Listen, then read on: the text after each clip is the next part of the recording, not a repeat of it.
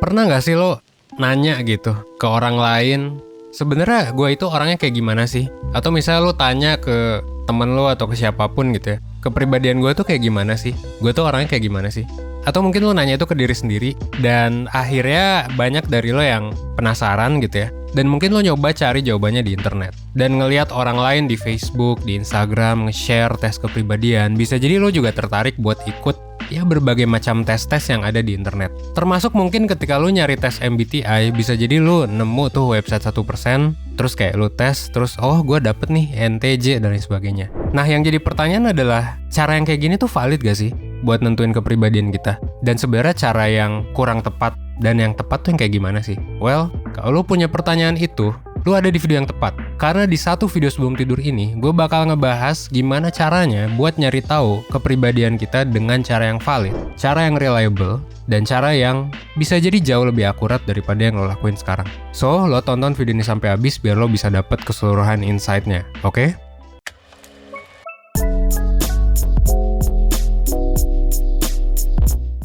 Nah, pertama, gue mau ngebahas salah satu cara populer yang dari dulu sebenarnya banyak dilakuin buat nentuin kepribadian orang tuh kayak gimana. Dan cara ini sebenarnya bisa dibilang cukup tua ya, udah dilakuin dari dulu. Bahkan bisa dipakai juga buat nyari tahu nasib. Nah, cara ini adalah ya astrologi, zodiak. Pasti lo udah tahu lah. Gue pribadi adalah Leo gitu ya. Astrologi ini adalah ilmu perbintangan atau rasi bintang gitu. Lu apa? Boleh cek di komen ya. Apakah lu orangnya sama kayak yang orang lain pikirin gitu ya. Jadi lu bisa share kepribadian lo kayak gimana. Misal gue Leo, gue orang kayak gini. Sama atau beda tuh sama yang lain. Nanti kita lihat ya, seberapa valid tuh zodiak. Dan sebenarnya biasanya masing-masing zodiak itu punya satu hal yang identik, satu hal yang jadi stereotip. Kayak misalnya kalau Leo itu ya biasanya orang-orang mikirnya adalah pemimpin. Atau Sagittarius misalnya dianggapnya sebagai orang yang melo tapi asik. Banyak lah stereotip-stereotip gitu. Atau Gemini yang nyebelin misalnya. Nah, seiring berkembangnya zaman sebenarnya, meskipun banyak orang yang percaya, banyak juga yang nggak percaya. Banyak ilmuwan yang meragukan si astrologi ini. Kenapa ya? Karena susah buat diteliti. Kayak emang apa sih hubungannya rasi bintang sama kepribadian lu gitu? Ya bisa jadi nggak ada gitu kan. Dan karena susah diteliti kayak yang gue bilang tadi, akhirnya banyak yang nyebutinnya adalah pseudoscience. Jadi science yang nggak bisa dibuktikan gitu, alias pseudoscience juga biasanya adalah pengetahuan yang dianggap oleh banyak orang benar sebagai science, tapi sebenarnya bukan science. Jadi ya intinya kurang valid aja sih ilmunya. Tapi meskipun kurang valid, nyatanya memang masih banyak orang yang percaya sama astrologi. Bahkan Presiden Amerika Serikat yang ke-40, Ronald Reagan juga pakai astrologi buat ngambil beberapa keputusan selama dia menjabat jadi presiden. Apakah gue percaya astrologi? Gue juga percaya, sedikit. Kenapa sedikit? Karena gue percaya bahwa ketika gue ngeliat riset, gue percaya bahwa astrologi itu sebenarnya bisa dilogikain. Contohnya gini, misal, kenapa sih Sagittarius tuh orangnya melo gitu? Ya bisa jadi karena dia lahir di bulan Desember, bukan karena rasi bintangnya. Kenapa lahir di bulan Desember bikin orang jadi melo? Karena lahir di bulan Desember, banyak hujan, kurang kena cahaya matahari. Nah bisa dilogikain kayak gitu. Tapi kalau astrologi, apakah gue percaya astrologi itu bisa nentuin nasib lu, bulan depan lu bakal dapet duit atau enggak? Enggak sih, gue bisa dibilang nggak percaya kalau gue boleh beropini ya. Kalau lo percaya atau enggak ya terserah lo ya.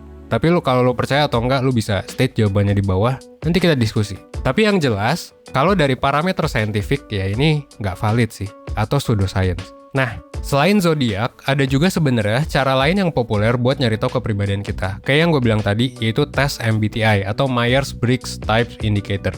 Alat ukur MBTI ini sebenarnya itu adalah alat ukur paling populer di dunia dan dipakai sama katanya sih ya 1,5 juta orang setiap tahunnya. Gue yakin udah lebih banyak sih. Meskipun nyatanya bisa dibilang MBTI ini kalau secara saintifik ya, secara psikologi itu nggak reliable atau nggak bisa diandalkan sebegitunya. Kenapa? Karena berubah-ubah. Jadi orang yang ngetes kepribadian ini di bulan pertama, terus bulan ketiga biasanya berubah. Nggak semua orang sih ya, gue pribadi nggak berubah-ubah. Tapi banyak orang yang ngerasa tes ini tuh berubah-ubah. Bukan berarti nggak bisa lo pakai, lo tetap bisa pakai tes ini sebagai referensi. Tapi kalau dibilang saintifik atau enggak, bisa dibilang kurang saintifik. Ya masih jadi perdebatan sih ya, lo bisa memperdebatkan ini sih di komen. Dan gue bakal seru sih ya kalau dibawa jurnal-jurnal juga. Tapi yang jelas gue saranin sih ya, ini jangan dipakai sebagai acuan utama. Kenapa? Karena ya nggak terlalu reliable. That's why kita juga 1% nyedianya gratis gitu buat lo. Kalau yang berbayar di 1% ya jelas gitu ya, kita lihat validitas, reliabilitas, dan lain sebagainya. Dan ini juga sebenarnya alasan kenapa ya kalau lo tes kerja jarang kan lo tes kerja terus disuruh tes MBTI gitu, atau lo mungkin ditanya MBTI-nya apa. Ya mungkin ada, tapi kayak jarang banget sih. Kalau gue ya sebagai HR ataupun sebagai CEO juga di 1%, gue jarang ngeliat. Yang jadi pertanyaan adalah, kan tadi adalah 2 metode paling umum dan bisa dibilang pseudoscience, at least dari parameter sains sekarang lah ya. Nggak tahu bener atau enggak, tapi yang jelas itu pseudoscience, nggak terlalu valid dan reliable. Kenapa sih masih banyak orang yang percaya? Nah, ini bisa dijelasin sama yang disebut dengan Barnum Effect. Barnum Effect adalah ketika orang percaya kalau informasi kepribadian yang diterima dari 2 alat ukur itu adalah khusus buat mereka. Meskipun sebenarnya yang dibilang sama 2 alat ukur itu sebenarnya cukup umum. Contohnya misal, lu dapet ramalan nih, astrologi, 1 bulan lagi lu bakal dapet duit, atau lu bakal ketemu sama gebetan. Ya bisa aja kan ketemu sama gebetan untuk dapet duit siapapun gitu. Atau ketika lu dikasih ramalan lu bakal kena kejadian yang gak mengenakan misalnya, atau lu bakal bahagia. Ya semua orang juga pasti bakal bahagia gitu kan. Ya bisa jadi dari sana sebenarnya. Dan banyak masalah yang kemungkinan bakal terjadi ketika lu nyari kepribadian hanya menggunakan alat tes yang gak valid. Apalagi cuma 1 itu doang acuannya. Lu bisa salah memahami diri sendiri, bahkan sampai lu bisa jadi bermasalah sama orang lain juga karena alasan yang bisa jadi nggak logis. Contohnya misal, oh gua Leo, gua nggak cocok nih sama misalnya Sagittarius gitu, atau sama Aries, atau sama Gemini karena Gemini nyebelin gitu ya. Nah sebenarnya ya jatuhnya bisa jadi nggak valid sih. So, yang jadi pertanyaan adalah, terus gimana sih Van cara yang benar buat mengenali kepribadian kita? Menurut hemat gue sebagai sarjana psikologi, ya memang gue juga udah sering ngebahas ya di 1% tentang tes kepribadian, tentang MBTI, dan berbagai macam tes. Udah sering gue jelasin di YouTube gitu ya. Saran gue sebenarnya, lu bisa tes kepribadian pakai berbagai macam alat tes. Terutama alat tes yang memang secara saintifik banyak ilmuwan yang udah mendukung. Nah salah satunya sebenarnya yang menurut hemat gue ini udah teruji oleh waktu, teruji oleh penelitian juga adalah tes Ocean atau Big Five Personalities.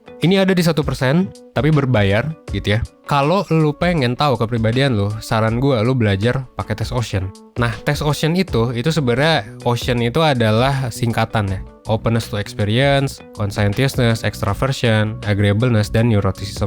Dan nanti di ukurannya juga lu bisa ngelihat skor lu berapa dari masing-masing aspek itu gitu. Jadi Big Five aspek itu lu diukur berapa, lu 0 atau 100 gitu. Nah, dengan belajar buat ikut tes Big Five Personality ini, lu bisa tahu sebenarnya kepribadian lu dengan hasil tes yang valid dan benar-benar spesifik buat lu. Dan kemungkinannya sebenarnya cukup kecil untuk lu bisa sama persis gitu sama orang lain. Jadi kalau lu mungkin disatuin gitu ya di ruangan di mana ada 100 orang, bisa jadi semuanya beda-beda. Kalau MBTI kan ya bisa jadi beda-beda skornya, tendensinya, tapi ya akan dibagi jadi 4 lagi kan. Jadi kalau di tes Ocean tuh memang kecil kemungkinannya. Dan lu juga bisa tahu gimana kepribadian lu dengan valid dan reliable. Kalau misalnya gue bahas di sini ya mungkin bakal panjang banget sih, karena gue juga udah bilang tadi udah sempat dibahas di video-video lainnya. Tapi kalau misalnya lu pengen tahu dan belajar lebih dalam soal kepribadian, terutama soal Big Five Personality, gue rekomendasiin lo untuk ikut webinar 1% sih, yaitu webinar yang bakal ngebahas soal kepribadian gitu. Ini webinarnya ya. Ini bakal diadain tanggal 26 Maret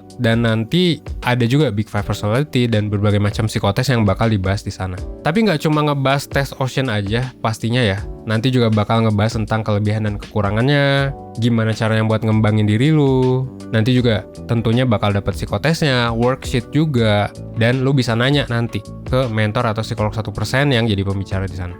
Buat harganya lu bisa langsung cek aja di layar, dan ini juga belum termasuk sama diskon, so silakan masukin kode promonya biar lu bisa dapat harga yang lebih murah khusus buat lu yang nonton video ini hari ini juga. Semoga nggak kehabisan ya. Well, that's all for now. Thank you banget buat lo yang udah nonton video ini sampai akhir, dan gue berharap semoga video ini bisa ngebantu lo dalam proses mengenali kepribadian diri lo.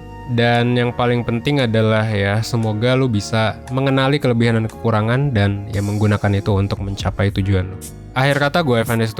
Well, sampai jumpa di webinar tanggal 26 nanti. Oke? Thanks.